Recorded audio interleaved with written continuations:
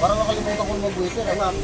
Happy birthday to you.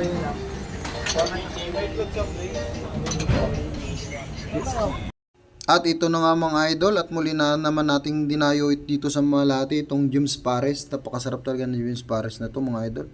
At ito na nga, ayan nakikita nyo bone marrow. Napakasarap. Ayan nakikita nyo naman, yan laman ng baka. Yan yung mga laman ng baka mga idol.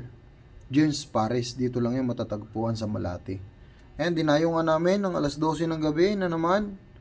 At dahil kami napasubo sa aming pinuntahan, at naisipan namin kumain muna ng bone marrow. Ayan, napakasarap talaga ng bone marrow na yan mga idol. James, hindi Germs. Ha? James? James. Oh, James. J-I-M. Matandang na mama.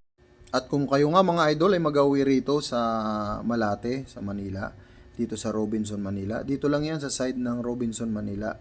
Dayuin nyo itong mga idol, napakasarap ng pares dito. Sa halagang 250, may soft drinks, at saka may puto, may kanin. Ayun o, kita nyo yung mga bone marrow na yan.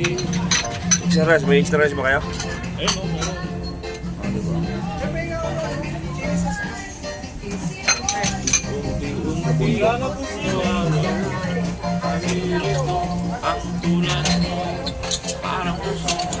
May soft drinks pa.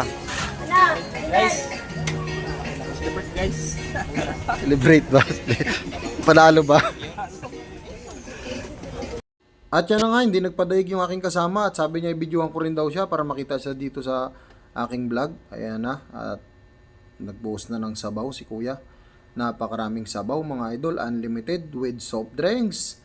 Ayan, mananawa ka talaga. Kaya kung nandito lang kayo, malapit, dumayo kayo rito sa ipinagmamalaking James Pares. Napakasarap niyan mga idol. Kung alam nyo lang. Talaga ako'y busog na busog at nahirapan na akong mag-diet mga idol kapag ganito ang aking kinakain. Birthday to you.